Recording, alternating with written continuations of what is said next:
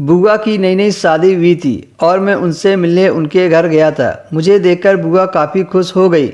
मेरी और बुआ की दोस्ती काफ़ी अच्छी थी और हम दोनों लगभग एक ही उम्र के थे, इसीलिए हम दोनों में काफ़ी हंसी मजाक चलता था। मैं ज़्यादातर उनको नाम से ही बुलाता था। मेरी बुआ का नाम कोमल था।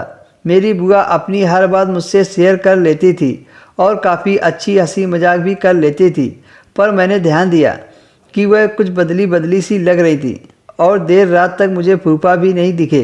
तो मैंने बुआ से पूछा, पर बुआ ने बड़ी ही चालाकी से जवाब दिया, वह किसी काम से गए हैं, कल तक वापस आ जाएंगे।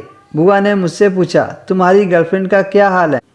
मैंने गुस्से में कहा, नाम मत लो उसका, वह बहुत ही घटिया लड़की थी। बुआ कहने लगी, हाँ आजकल सही इंसान कम ही मिलते हैं, समय आने पर उनका रंग दिख ही जाता है।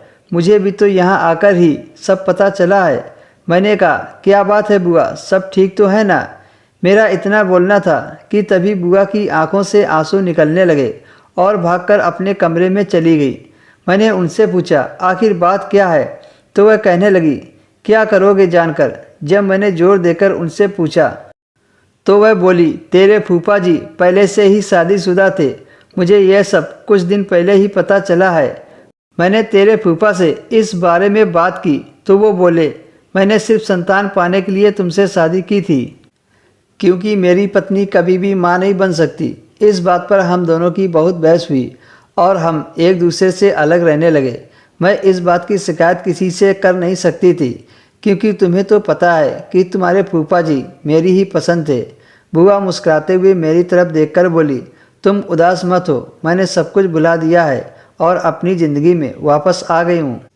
और हाँ, मैं मार्केट जा रही हूँ, क्या तुम मेरे साथ चलोगे?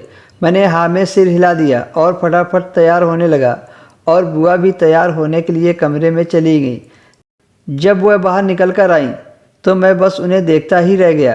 कुछ ज़रूरी सामान लेकर हम लोग वापस आ गए और बुआ के साथ किचन में हाथ बटाने लगा।